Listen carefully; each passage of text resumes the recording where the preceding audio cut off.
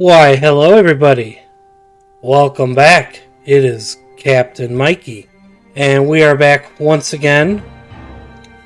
And this time we are going to be playing the brand new Ocean Liner Designs Ship Explorer. Now this is a fairly new game that just came out. This game is kind of like what Grand Voyage is going to be when that is released eventually. I think this is more what Mike Brady over at Ocean Liner Designs had originally intended the game to be, and that's what this is. But like a lot of things, these games, they develop and they become even more than just what they originally intended. So since I've seen a couple of videos already, I've noticed it seems like the people who've already done their YouTube videos have started with the SS United States. Well, I'm going to differ from that. I'm going to start with the SS Morrow Castle instead. So I'm going to click on this. So SS Morrow Castle, Ocean Liner. Fate. In the early hours of September 8th, 1934, a fire of unknown origin engulfed the ship, disabling its power and forcing it to come to rest near Osbury Park, New Jersey. The tragedy claimed the lives of 135 passengers and crew.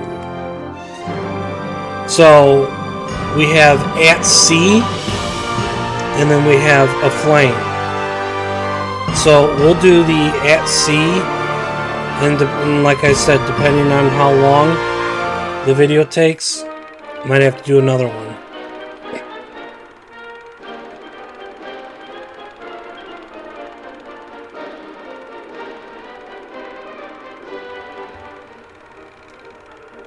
We have these short videos.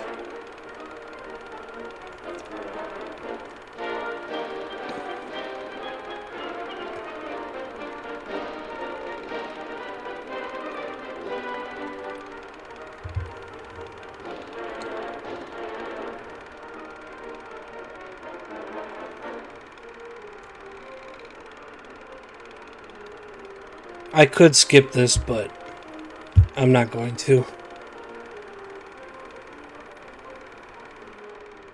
It is pretty cool to watch these old film reels. Well, that was a short one in comparison to the SS United States one.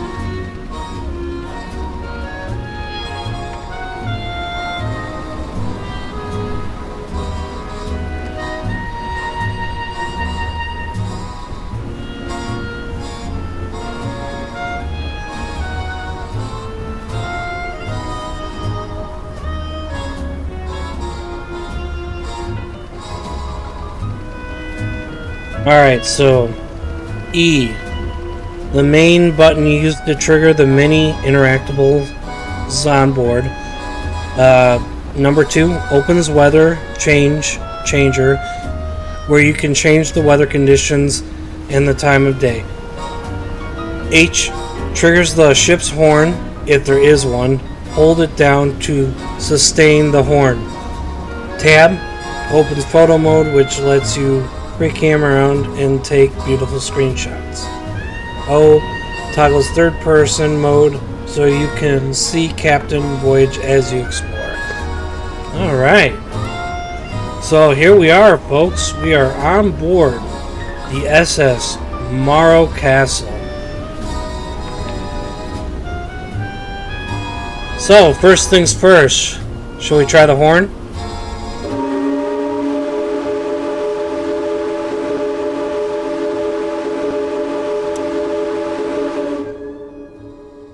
Yeah, that's really cool.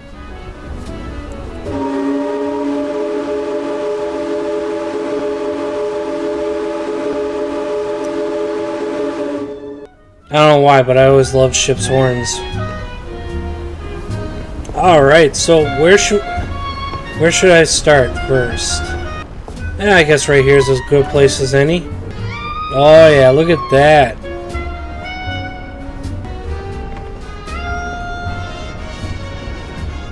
Feel like a sea dog now. And look, yes, you have a body. Alright, let's see here. Oh. Oh, nice. So, programming, exterior model, interior model. Welcome aboard as you explore the ship and take in her many details. Keep an eye out for interactive features. You'll hear factual narrations read by Mike Brady. That's right, our friend Mike Brady. That highlight key elements of the ship, and you'll discover pieces of history through found photographs placed throughout. We hope you enjoy stepping back in time to experience this truly remarkable vessel. Nice.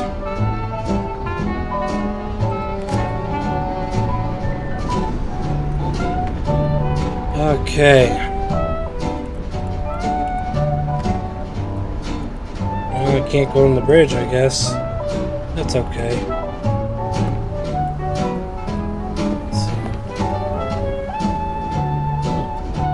This door led into the chart room in the bridge complex. The captain's cabin was very close by, just in case he was needed in a hurry. Nice.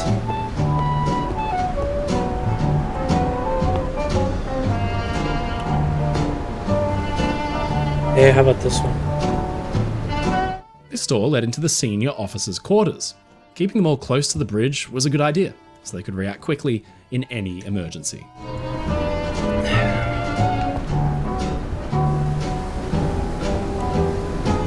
Oh wow. Okay.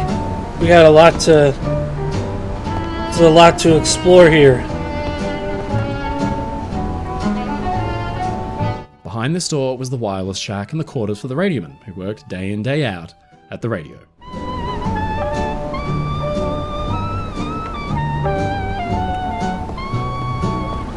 Oh.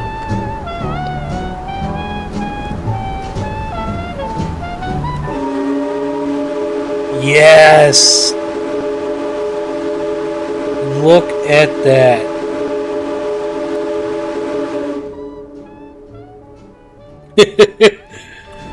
This is so cool.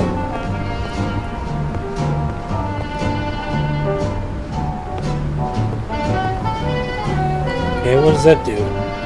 According to plans, this door led to a control room, although exactly what it was controlling, I don't actually know.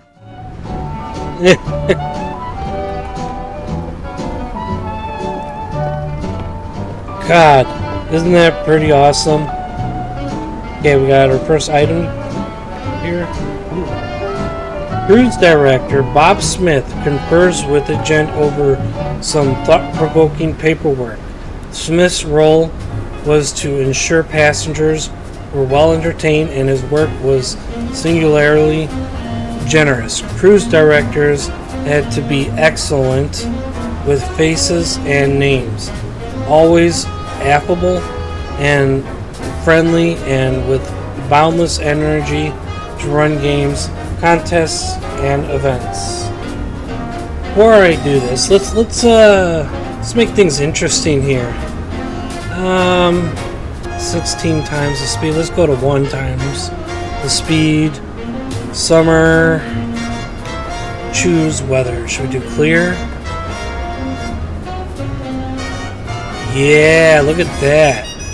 Or should we go even more interesting and do thunderstorm? There we go.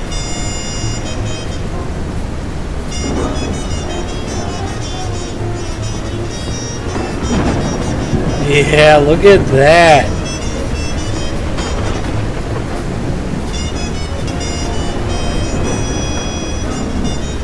This door led to another crew space nestled inside the deck house in front of you. This deck house really served to house the well for the towering roof of the first class lounge, but a few machine and crew spaces were jammed in there too. Okay.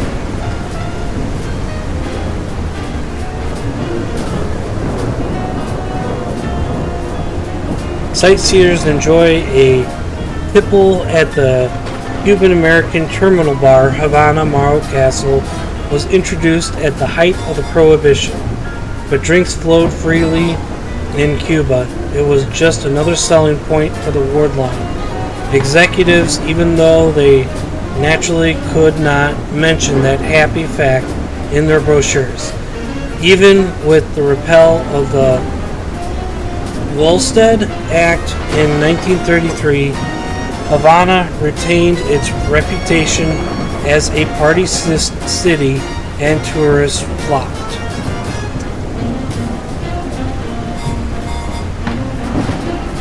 Nice.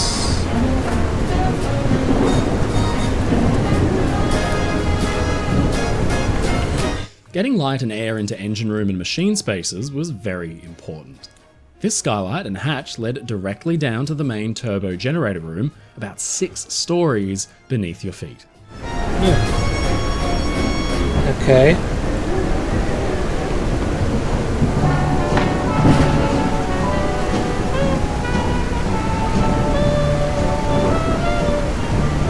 This staircase led straight down to the first class spaces below and gave crew an easy run of the ship without having to deal with any passengers getting in the way.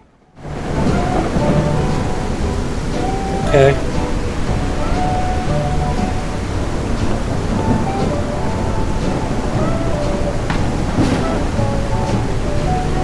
This pair of great big skylights allowed fresh air and light into the gorgeous first-class smoking room below. Obviously, this was a big deal, because with all those cigars and cigarettes, without fresh air, things would get, well, smoky.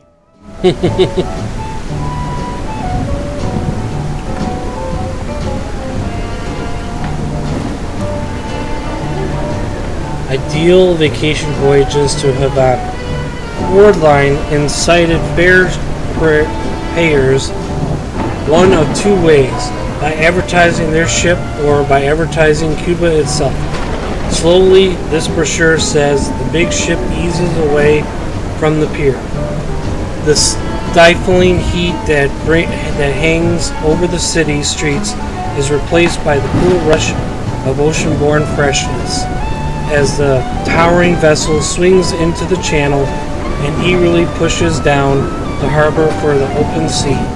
In Havana, it goes on to describe the city as a paradise of outdoor life and full of beauty, novelty, and strangeness. Of course, they didn't mention the fact Cuba was in the grip of a deep turmoil and uncertainty, with factions vying for control of the country and nationalist groups calling for the expulsion of American interests. Cuba was a powder keg, but every week the wardline ships steamed in and discharged happy tourists for carefully curated tours. Well, it's still no different today. Unfortunately. Alright, let's continue on. Did I do this one yet? This pair of great big skylights allowed fresh air and light into the gorgeous first-class smoking room below. Obviously, this was a big deal, because with all those cigars and cigarettes, without fresh air, things would get, well, smoky. Okay. This pair of great big skylights allowed fresh air and light into the gorgeous first-class smoking room below.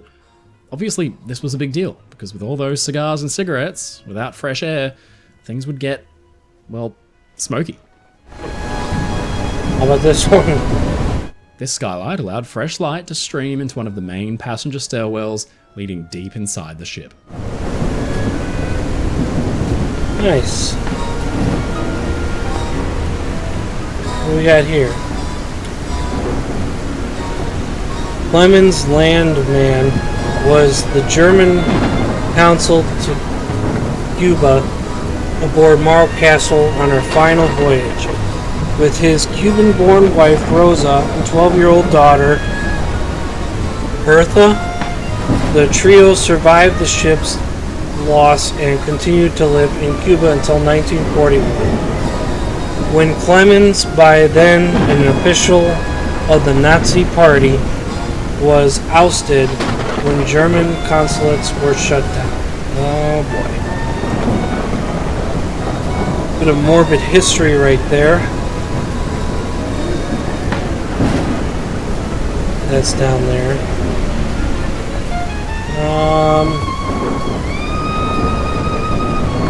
It's stuck there.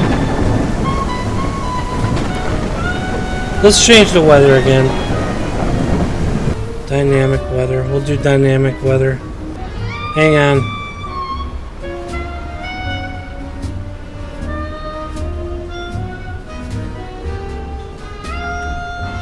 So we're at night here and the ship is brilliantly lit up.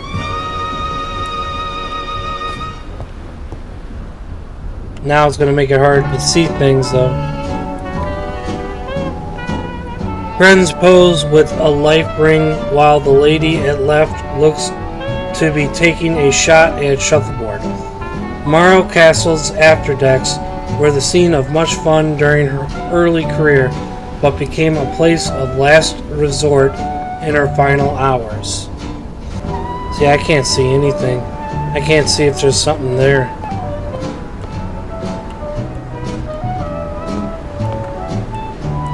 E. It's a map of Havana.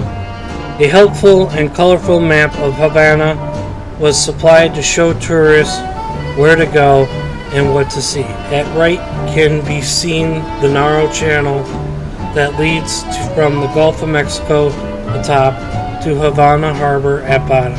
Steaming in, the first thing passengers would see is the ship's namesake and fortification on their left. Marked out are many of the institutions travelers would find useful: banks, hotels, clubs, churches, the police headquarters, and even Wardline's Havana's passenger office. Wardline was at pains to ensure passengers had a safe and relaxing time, although inevitably things like smuggling still took place. Having a map to show where to get help was extremely useful. Alright.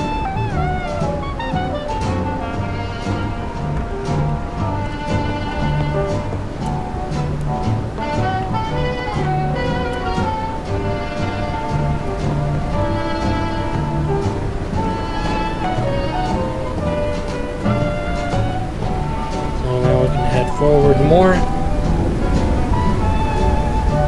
Is there anything more over here? No, looks like we're going into another storm. Okay, we were already on that side.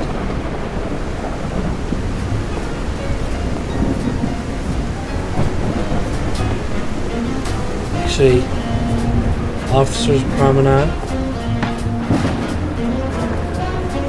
Can I actually climb? Hey, oh, where is it?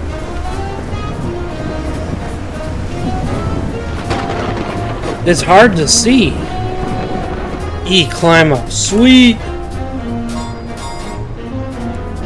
Oh, yes. You can climb the funnels.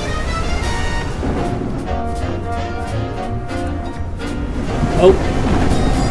A spectacular image shows Morrow Castle at quarantine with hull doors swung open, ready to receive inspectors arriving by small boat just aft her stern. Virtually all big passenger ships had to undergo the process, which could take some time as passengers were inspected for illness or disease. To capitalize on the stop, first-class mail was deposited onto the small boat as it left to be sent to the battery for sorting. So now that I'm atop here, yes.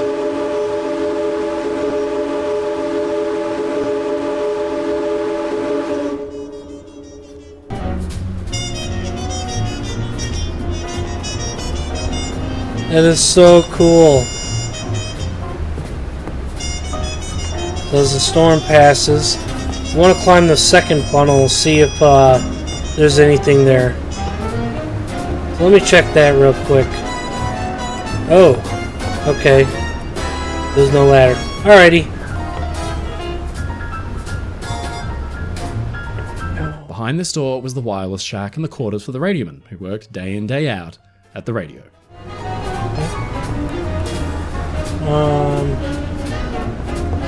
Yeah, I didn't go through here.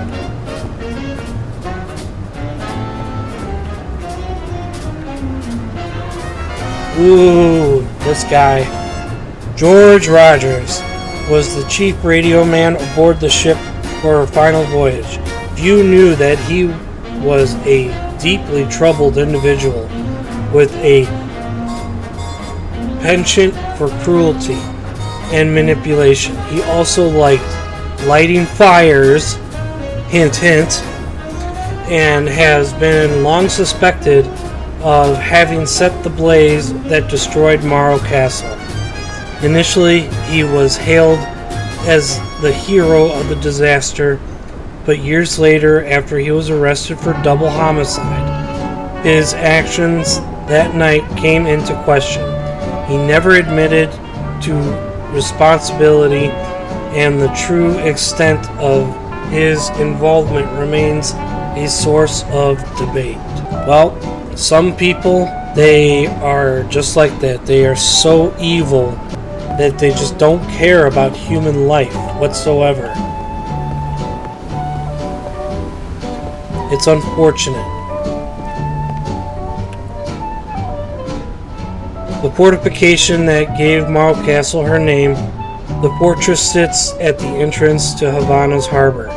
Built in the 16th century, the Castillo de los Tres Reyes del Morro was the site of many famous battles, including the 1762 siege of El Morro during the 7 Years' War between Britain and Spain. Oh, that was a hard one to pronounce.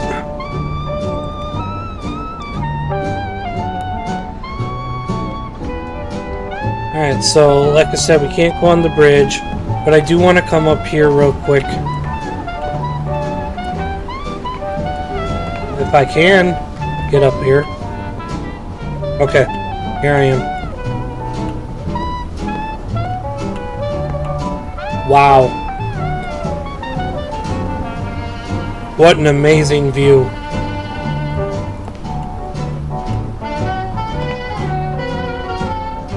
Absolutely amazing.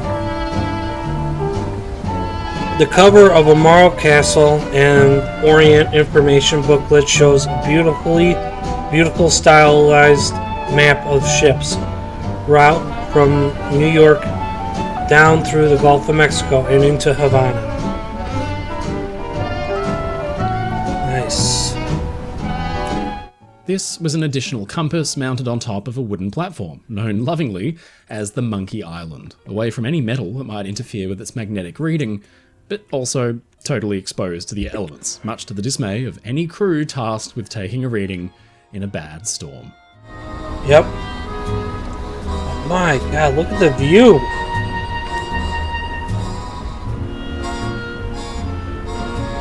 On a perfect night like this, man, you would love to just stay up here. Okay, what do we have here? This skylight looked down into the chart room, where the captain and senior officers reviewed their maps. But they were all very familiar with the New York to Havana route, so you wonder if they studied many charts at all. At least, they had some nice sunlight to do it, if they needed. Yep.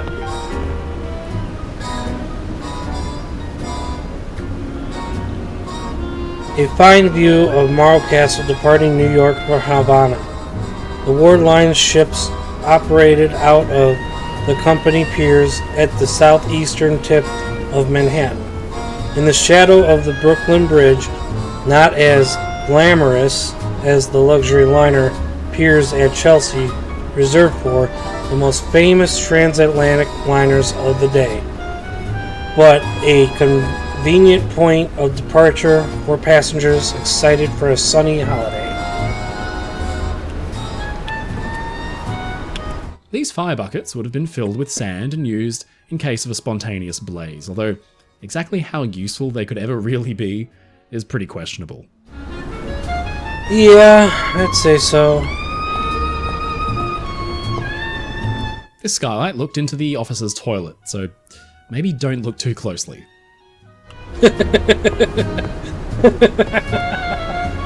Alright, that's hilarious. Okay, I'm gonna assume this is the same with the buckets. This skylight provided fresh air and light into the wireless radio shack, probably an addition which was much appreciated by the radiomen who were cooped up there for hours on end.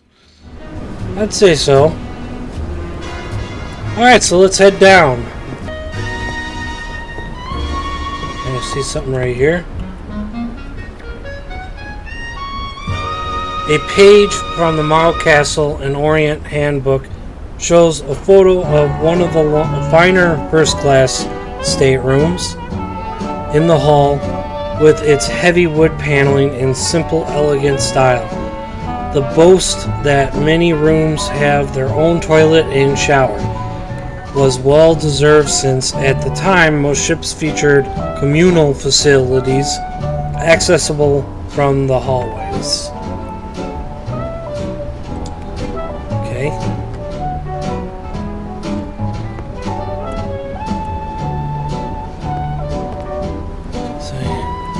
Morrow Castle used some fancy new lifeboat lowering devices called gravity davits, which were a huge step up over what had come before. In fact, this kind of davit is still largely used today.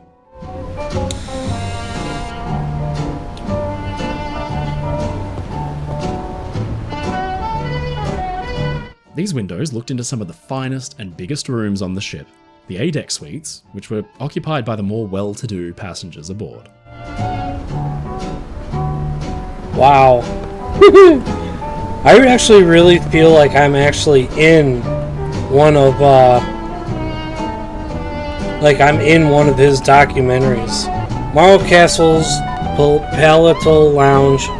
It towered up the height of 2 full decks and was decorated with plush furniture and carpet that passengers could sink into. Now, I can enter here, but I'm going to wait because there's multiple different entrances, and yeah. Many of the fine staterooms behind these windows had their own ensuite bathrooms, a rarity in those days when many passenger ships featured communal facilities out in the hallways.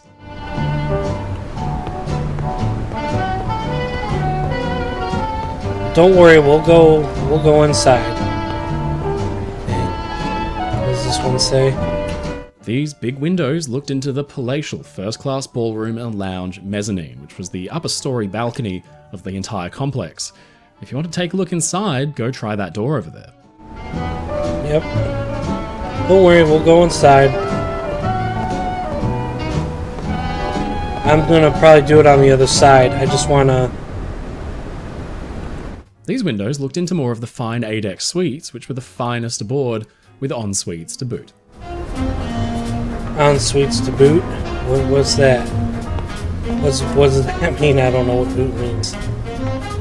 Behind here was the children's playroom, no doubt one of the most popular rooms with parents of young kids who could then go on to enjoy their day safe in the knowledge their children were having a great time as well.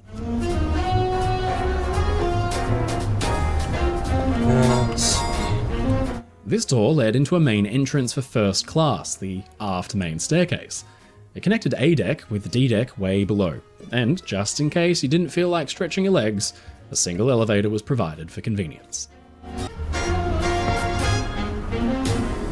Morrow Castle needed to keep its passengers entertained.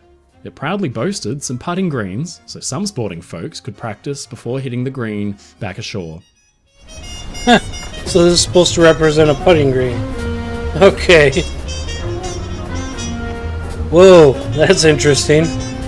Games and shenanigans are afoot here, where cruise director Bob Smith, bottom left, in white officiates proceedings with a microphone. Smith was a passenger favorite who turned out to be a hero in the making.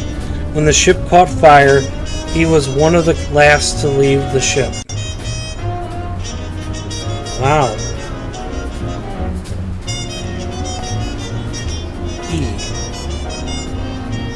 A tall gent and lady pose with a life ring. Posing with life rings was popular for souvenir photographs because it was impossible to forget what ship the photo had been taken on, and the image was unmistakably nautical. Yep. Pretty cool.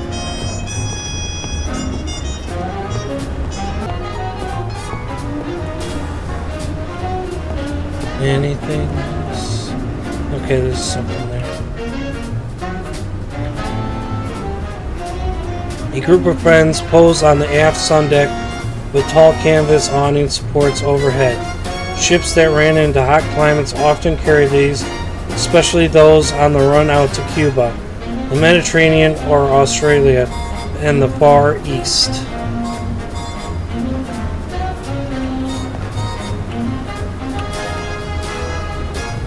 This brochure clipping gives a good view of the aft sun deck's canvas awnings rigged to protect from the stifling heat through the Gulf of Mexico.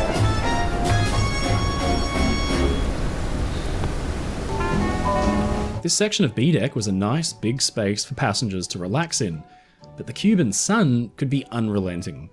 The deck was cluttered with big poles called stanchions so that canvas awnings could be stretched out for shade if things got just too hot.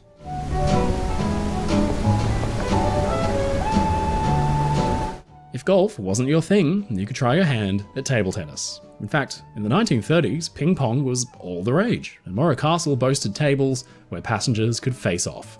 Well, I'm going to assume this one is the same, except for this right here. Havana wasn't the only popular destination for travelers. Wardline also offered trips to Mexico on their steamers, Orzaba and Siboney. Here, Havana is described with superlatives as Paris of the Western Hemisphere, while Mexico City doesn't quite get the same literally language, perhaps signaling which service the line was leaning on as their star attraction. Not to mention the fact, while the Havana service boasted the line's two newest and most glamorous ships, SS Orzaba on the Mexico run, was by then 34 years old and a relic of the 1880s.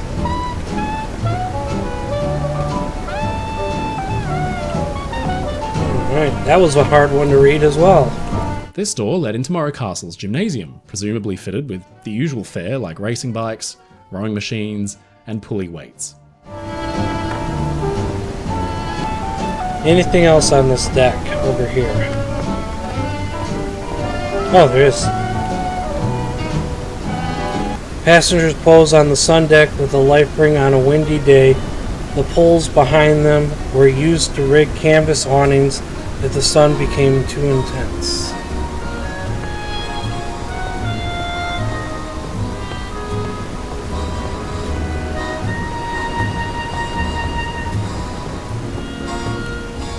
Okay, so I'm going to assume this is the same, this is the same. Alright, so let's enter into first class public area. Whoa.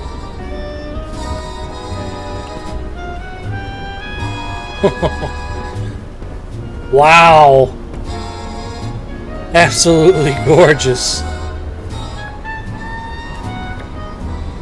A lunch menu shows a mixture of Havana icons at top and an impressive bill of fare that reads as quite continental in its selection. Many of the passengers aboard Morrow Castle for the final voyage were German, and cheap fares to visit exotic Cuba enticed many European migrants who had done well for themselves in the New World.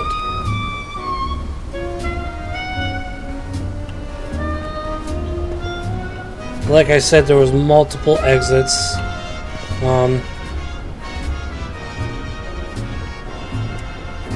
Wow. Looks great.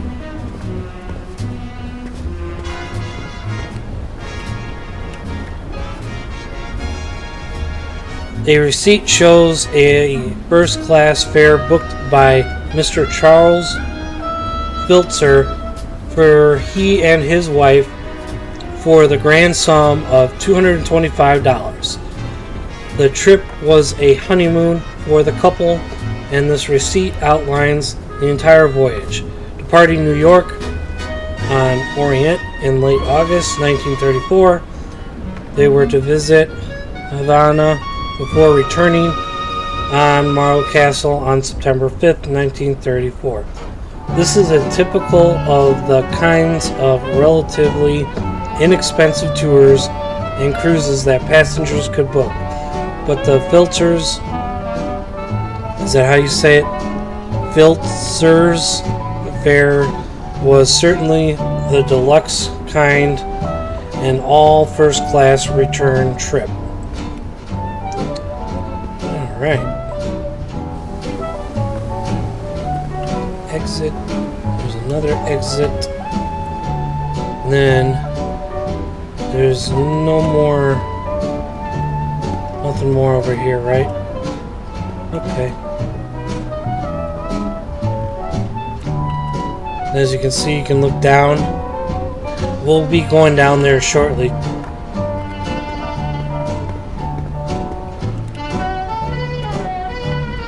So, exit.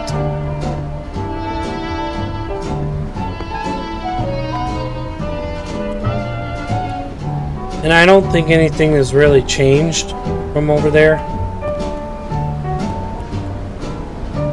E.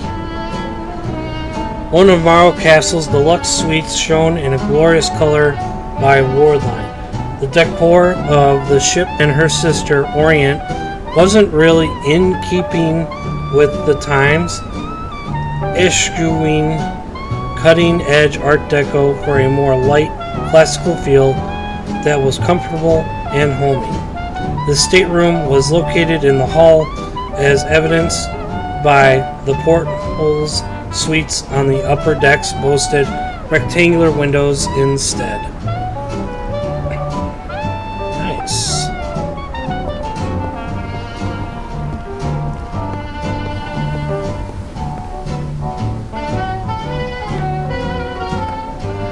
Friends posed with an officer in his summer whites. It was tradition for officers to wear their whites in hot climates because it helped keep them cool. Clearly, this photo was taken on a hot day, as the canvas awnings have been rigged to protect the passengers from the worst of the sun's rays. Nice. Alright, so we can head down to the forecastle.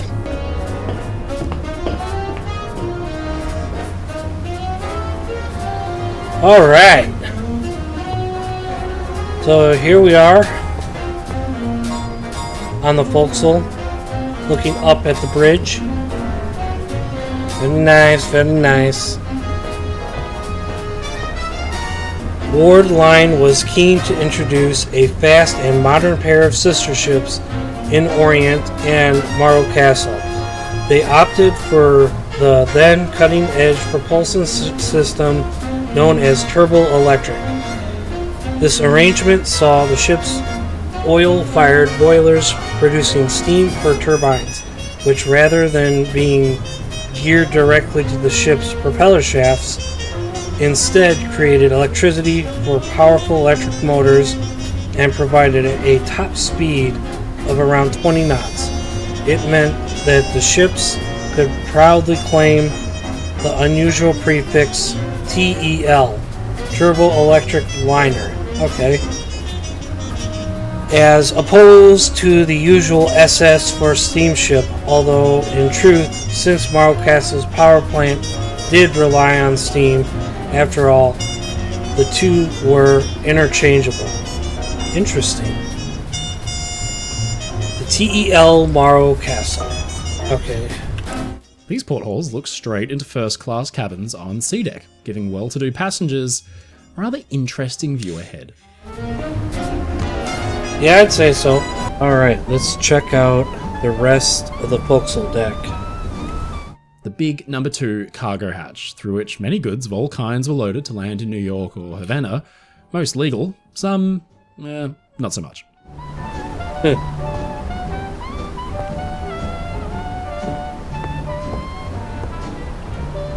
There's something. These portholes looked into a covered promenade on B deck. In fact, if you go and have a bit of an explore, you can look out through the other direction.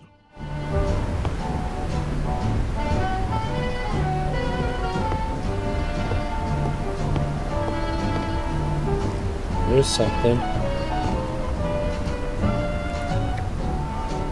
A passenger poses in front of a towering palm while a local climbs it and dangles perhaps as many as 3 or 4 stories in the air. Exotic sights like this were a big draw for American tourists who flocked to Cuba for its warmth, vibrant culture, and alcohol. Of course, that was during the Prohibition era.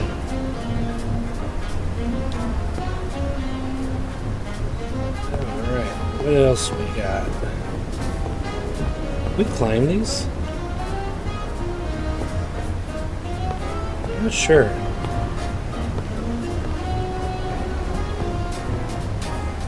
Ooh. Ooh. Yes, we can climb it. I don't think I can hop up there, but wow.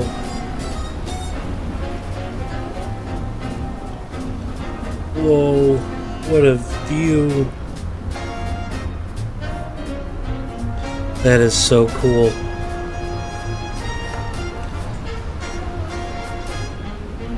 I'm just chilling. I kind of feel like I'm gonna fall off. Okay.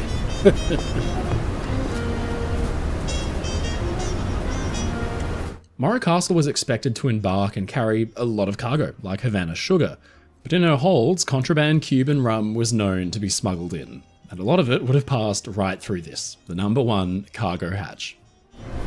Oh, I see.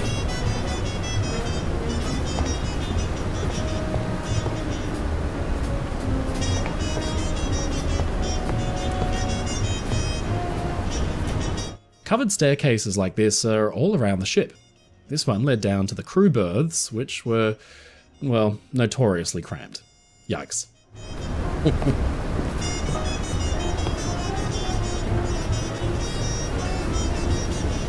Right over by the winches. Let's see, what does that say?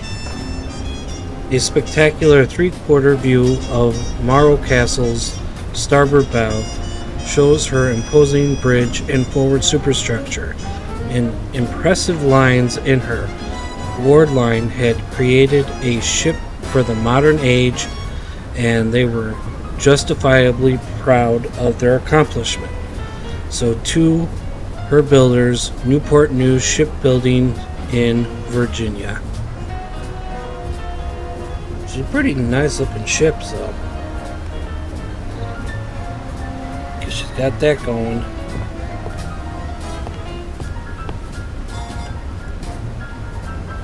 This is the prow, the very front of the ship, and this flagpole, or jackstaff, was used to fly the jack, a small decorative flag, but only in port. Nice. Very cool. Oh, there's something right here too. This big windlass was used to wind in Morrow Castle's twin anchors, each weighing around 5 tons, so it had to be a pretty heavy-duty bit of kit to pull it off. I'll say.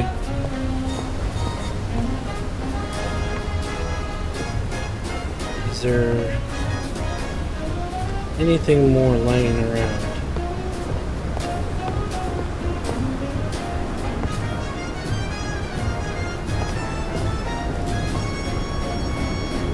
These extractors were critical in ventilating spaces inside the ship that didn't get much natural light or air, like the cargo holds stories beneath your feet. Without them, well, let's just say that anybody unfortunate enough to be down there would not be having a good time.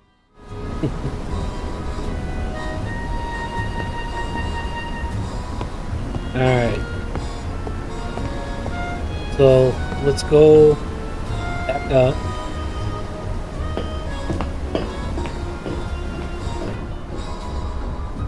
And then we're going to come back over this way. And we're going to go down.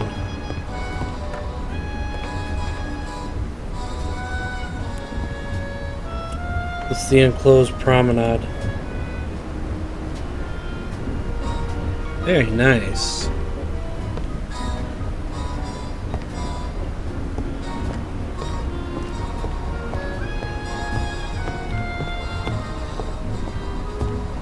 So before I go, let me just make my way around the ship. These lovely windows looked inside the first-class library, where passengers could, well, read, I suppose. Nicely put, Mike Brady.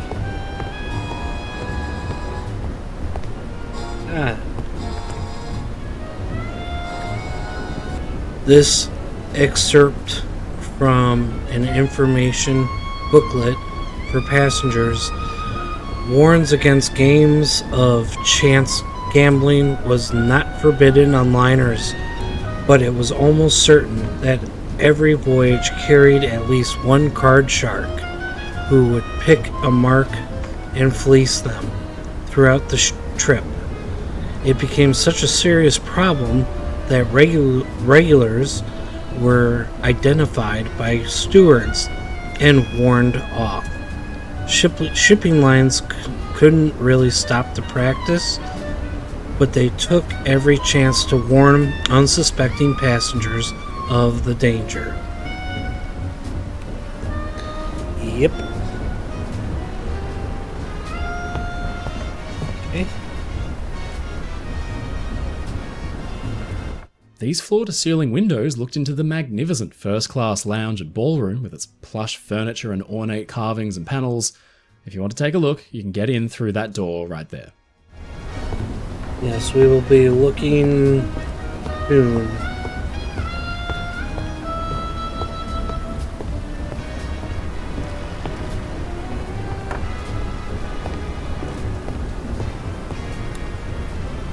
Behind these windows was the first-class smoking room, a spectacular space with a towering, arched glass ceiling which glowed with natural light during the day. Nice. What do we got? A group pose with one of the ship's life rings, with the lady at left boasting some rather appropriate nautical-themed trousers. Fun was the aim of the game on cruises, and there was plenty of it to be had, with many forming good friendships at the dinner tables. That lasted throughout the voyage and beyond. For sure. Oh, look at this. Oh, we're back to raining again.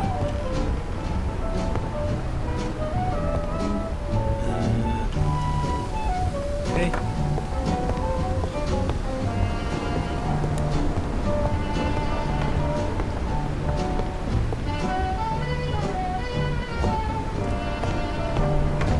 Behind these doors is the lovely deck veranda tea room, an airy and light space which served light refreshments and snacks throughout the day. How quaint.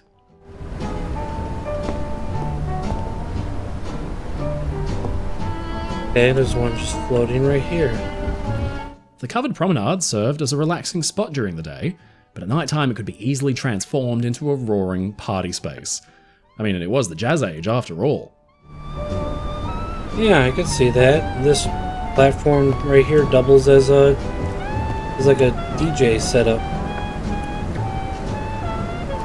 A page from an Orient and Morrow Castle promotional pamphlet shows passengers relaxing on deck and dancing in the deck ballroom.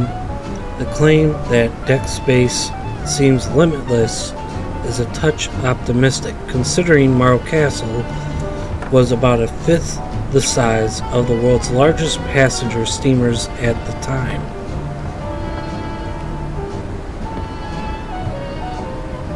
Yep.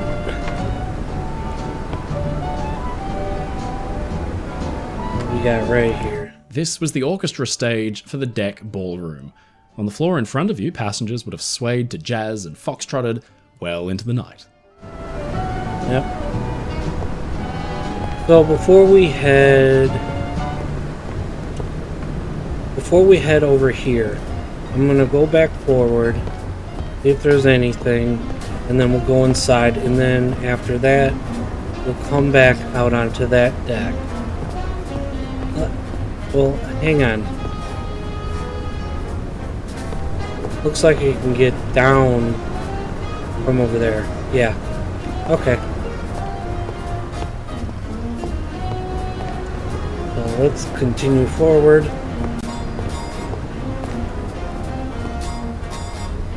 Okay. Oh, yeah, okay. I'm not gonna read that.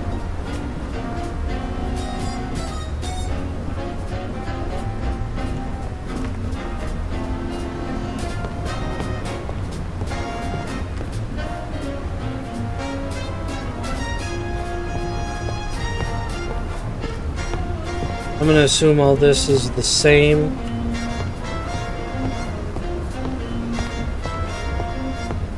I'm just looking for anything that could be on a deck chair or on the floor.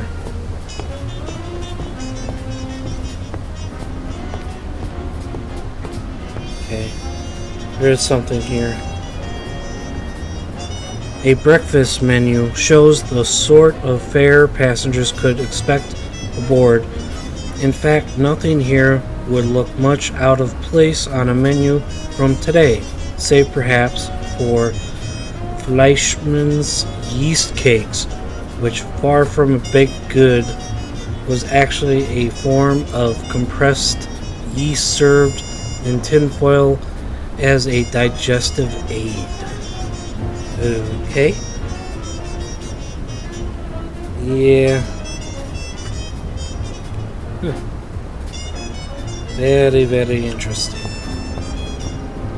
So before we enter through here, what's this right here?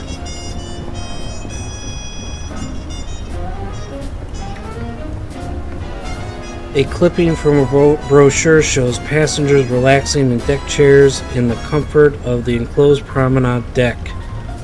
One of the main attractions for passengers was the opportunity to while away the day and do nothing at all. Okay.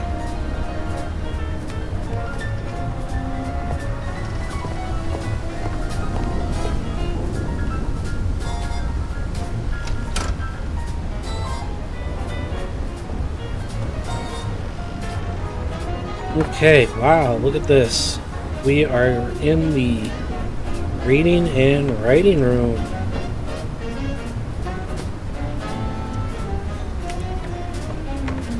Another menu. This one from 1933 shows a delicious dinner spread, but also lists the ship's senior officers, including her beloved captain, Robert Wilmot.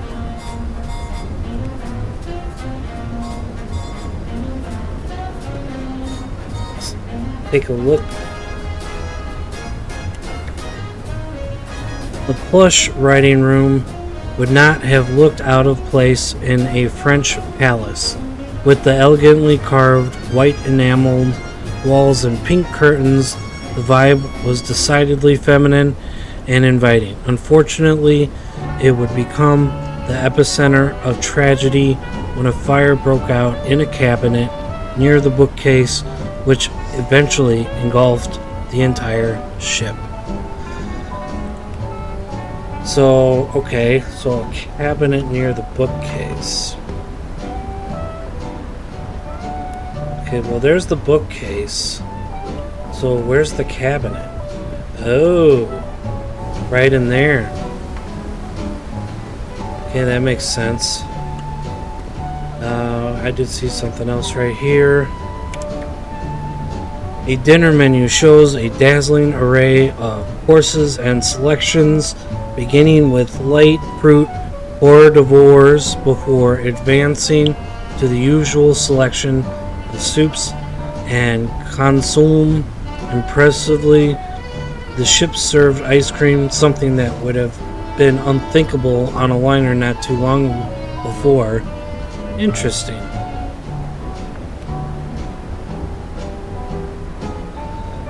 So let's have a good look around. Nice. Looks very cozy and comfortable. Alright, so now here we are at the very bottom of this room. And we have a skylight right here. Very impressive. And then, let's see here. A great maritime tradition on ships was to solicit autographs from one's table mates at the end of a voyage. It became so commonplace that companies simply provided autograph space on the final night's menu. This menu is from August 1934, just weeks before the ship met her fate. Pretty cool. So, let's have a look around the room, shall we? Got a grand piano right here, and of course there's something on it. There's another exit door right there. Passengers were provided with information booklets that listed not only useful information, but a full list of passenger names. That kind of thing would be considered incredibly intrusive nowadays on a cruise ship. But back then, it was a useful way for regulars and old friends to meet once again. On the left-hand page, Wardline has provided information like meal seating times, the procurement of deck chairs and rugs, the handling of luggage, and even the borrowing of library books. Nice.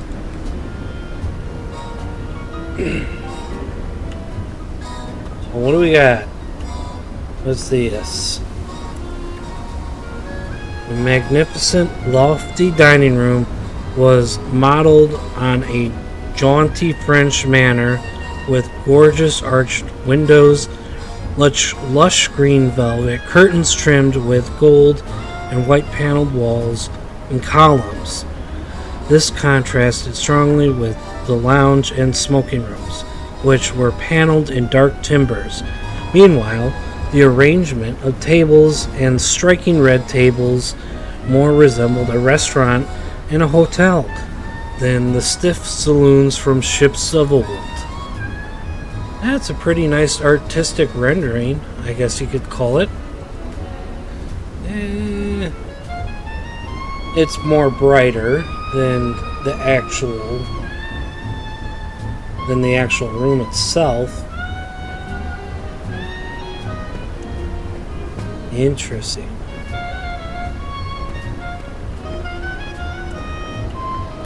What else do we...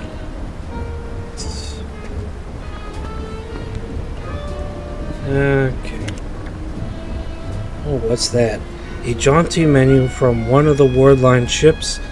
Menu styles changed regularly, and it's not unthinkable to find two menus from the same ship merely 6 months apart that look nothing alike. Yeah, kind of like today.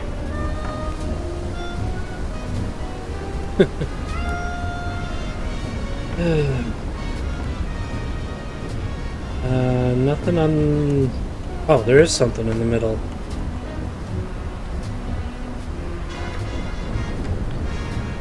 The spectacular first-class smoking room, depicted here in glorious color, shows its delightful arched skylight, tile floors, and working fireplace. Smoking rooms were a holdover from the old days, when there was a strict implied segregation of men and women by the mid-30s. Those days were largely over, and women would not have looked out of place in the smoking room. But the design of the space is still undeniably masculine in comparison to the soft and light furnishings found in other public rooms aboard the ship.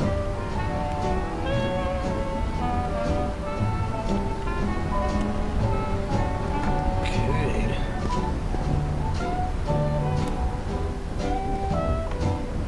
Gosh. Because there's one more over there, and there's something right here. Let's take a look. Is the fireplace missing some detail? I think so. There's no wood in the fireplace, nor a fire. A 1933 boarding card for the ship's 114th voyage to Cuba. Nice. And then there was one more card over here, and then we'll leave this room. Ooh, look at that. That's a really nice foyer for first class. The main foyer for first class shows the arrangement of the stairs and the single elevator for passenger use in the middle. This appears to be the D-deck landing looking aft towards the stern of the ship, where immediately behind the stairs and the funnel casing seen here was located the first class dining salon. Now we'll head on out to the back.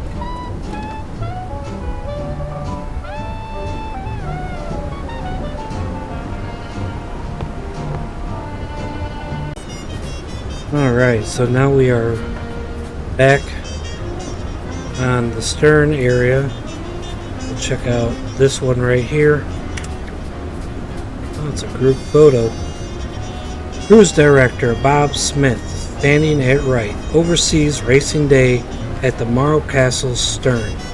The horse races were always popular with the passengers, and usually resulted in much laughter as the front runners inevitably fell behind, thanks to unfortunate dice rolls.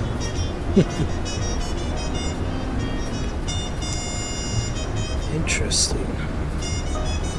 So, since we were able to climb that first one, can I climb this one? Maybe not. Well, let's see. This end. Okay. Yes.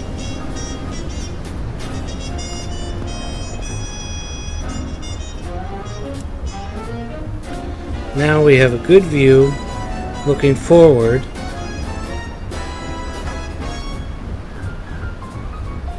And now a good view looking aft.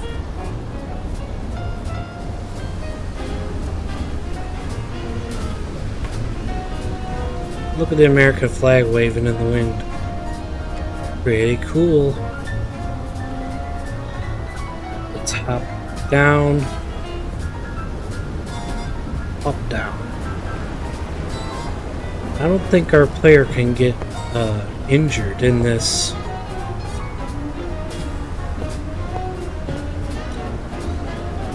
These putting greens are like the ones on the deck above, a fun little feature for passengers who want to practice their mini golf. Yep.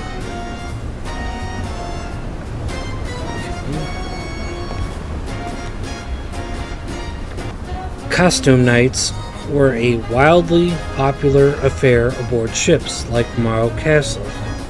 The announcement of a theme would see passengers rushing frantically to procure anything they could assemble a costume from scratch.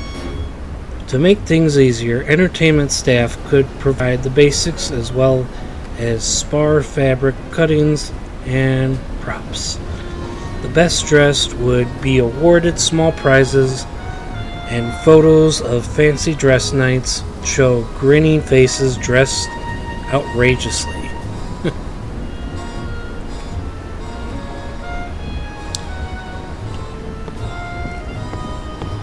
Yes. And here we got the docking bridge. But before we go there, a group of old ladies. Here a group poses in front of the ship's docking bridge in 1933. The docking bridge was an important auxiliary control center where the ship's officers could initiate the awkward procedure of backing away from the pier and into the East River at New York. The auxiliary steering wheel, or helm, is covered with canvas to protect it from the elements.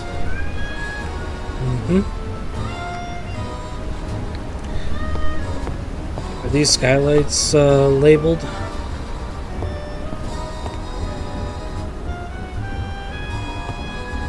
No. Oh, this one is. But not that one. Okay. This skylight looked into the tourist class lounge. Much more, well, modest than first class, of course, but still very lovely. Lovely. What this? This skylight looked down into the tourist class smoking room and provided it's that still the much same needed thing. light and air so its denizens didn't choke on their own smoke. Okay, it wasn't fully the same thing. That's okay.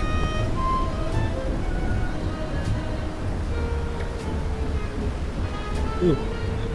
An advertisement for Wardline's budget cruise to Havana.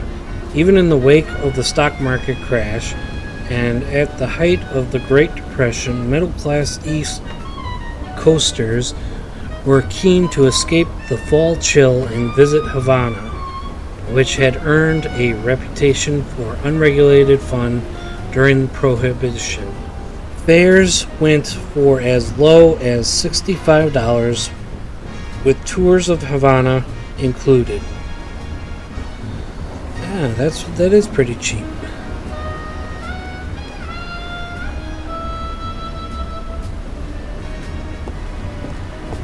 Okay, there's nothing else over here, I don't think.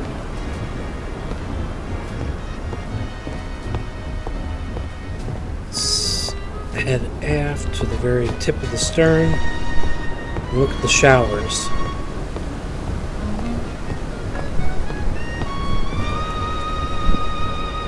Havana in summer can get very, very hot.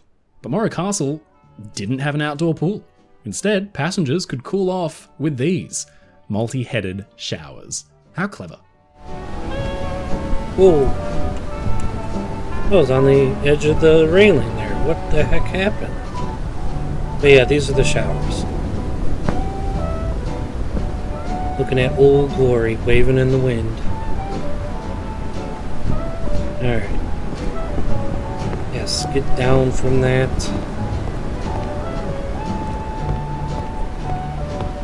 Head up to the docking bridge. I think we're almost done with this tour. Before I continue, let me change the weather again. One last time. I want to do winter this time.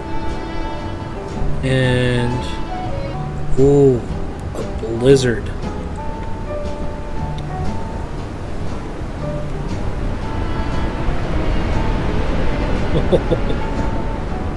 Oh my god, look at that. Oh, look at the frost. Frost is accumulating on the lens. Wait. Before...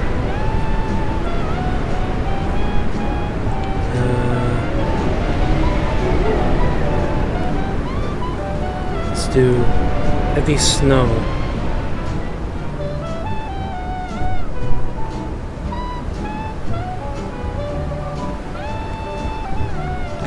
Yeah, we'll pretend we're sailing from New York. So does that mean snow will gather on the deck and accumulate? Oh, that'd be cool. Alright. Oh, that's right. I forgot about that. I got excited about the weather. The docking bridge was usually off limits to passengers. It was really a working space where crew could coordinate arrival and departure because ships had got so long they needed somebody stationed at the stern to make sure nothing got hit. I'm going to assume that one says the same thing. Let's look at this photograph. A group of friends strike a pose on the ladder leading up to the ship's docking bridge. This was off limits to passengers, as evidenced by the shut gate, which was a shame because it offered extraordinary views right down the ship's entire length. Okay, so we'll head down, because I think we're getting close to, if not this is the end, I think. To deep deck starboard side. Huh?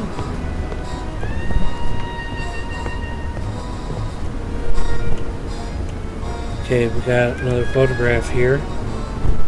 Joseph and Claire Drummond were a Philadelphia couple who were married just days before they set off on the Morrow Castle.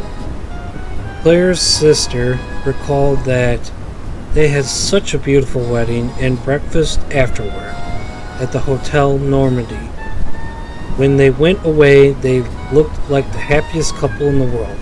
From Havana, Joseph sent his father a postcard saying they were having a swell time before the ship set off again for New York.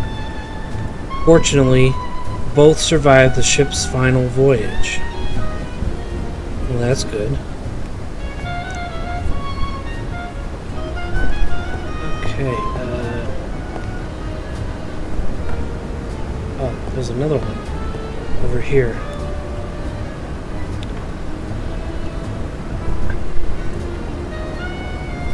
It wasn't just the ships that were focus of attention. Wardline could also advertise Cuba itself as a destination not to be missed. Here, some of the fine buildings are put on display, while the city of Havana is described as a kind of tropical Paris. Yeah, I'd say so.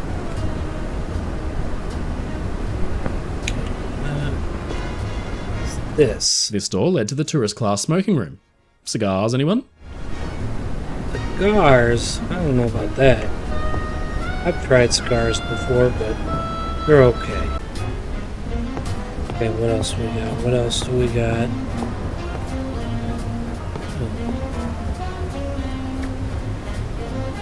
The heck? Little boats gather down at the waterline as a big ship comes into port. Bumboats, as they were known, were rowed out by locals who waited for big passenger ships to come into port so they could sell their goods.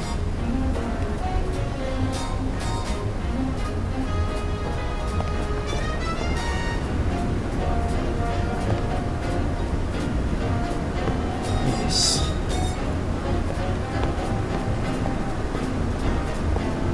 Yeah, another one. There's a lot of these things around. Francisco Hoed-Esch was an 18-year-old champion swimmer from Cuba, 5'10", and good-looking, who was traveling up to New York to begin college in the U.S. Known as Franz to his friends, he was undoubtedly excited to make this new start and befriend Minnie on the trip. Okay. Let's see. This door led into the doctor's office. In fact, the ship's doctor had his own stateroom right next to the office, so that he could care for any passenger at any time, even in the middle of the night. Oh, the doctor's office, huh? Doctor! Is there a doctor here? Okay.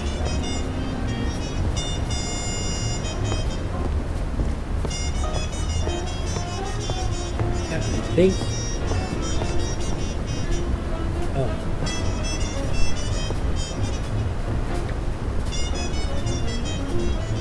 Filters. Charles and Selma were newlyweds from Queens, New York.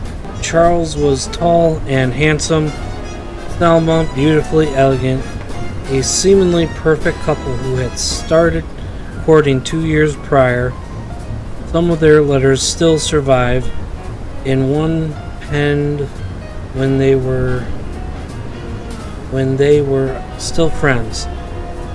Charles wrote playfully and perhaps a little flirty that you may as well know the worst from the start. Selma, I have 2 pet vacations. So what is that, a pet peeve?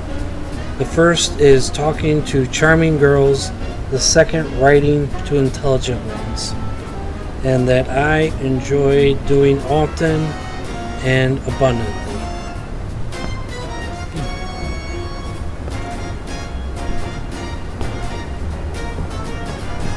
Okay, so let's click this, see what's going on with that. Oh. Okay. Oh, okay, so it's a whole nother deck down. Okay. Morrow Castle's stern towers stories tall into the air and overhangs James River at Newport News Shipbuilding, Virginia, established in the mid-1880s. The shipyard is a legend in the annuals of maritime history, having been responsible for the construction of hundreds of ships since then. Morrow Castle was probably then the most modern and advanced passenger ship they'd yet built. The shipyard is still very much around today and supplies warships to U.S. Navy, a relationship it has maintained since 1897. That's a cool looking picture. Alright, we'll check this side real quick. And then we'll check the other side, and then I think that's it. I think we're at the end. This door led to an entrance for tourist class cabins. In fact, the windows either side look straight into them.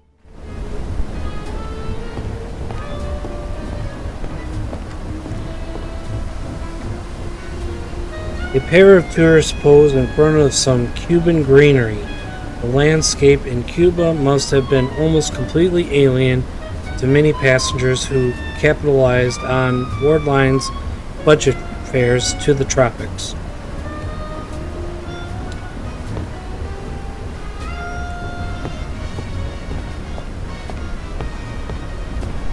And now we go to the other side.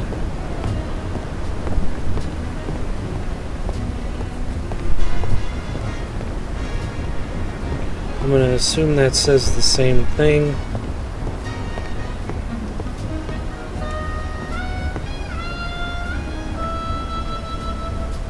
Alma Hill was a stenographer for the Royal Indemnity Company of Philadelphia, who had saved up long and hard for her cruise holiday in 1934.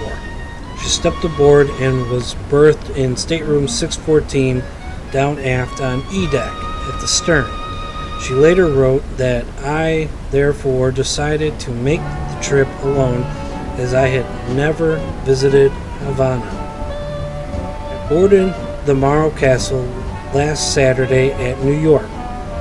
The voyage down was so stormy, and even then the boat was 75 miles off its course in order to avoid trouble. Upon our arrival at Havana, I, with others making the trip, had a marvelous time at that place and visited many points of interest. We also took many pictures. So, alright everybody, thank you for watching. Make sure you guys like and subscribe, and I will see you guys in the next episode, which we will tour the burning of the Morrow Castle. So, stay tuned for that, and I'll see you guys in the next one. Bye for now.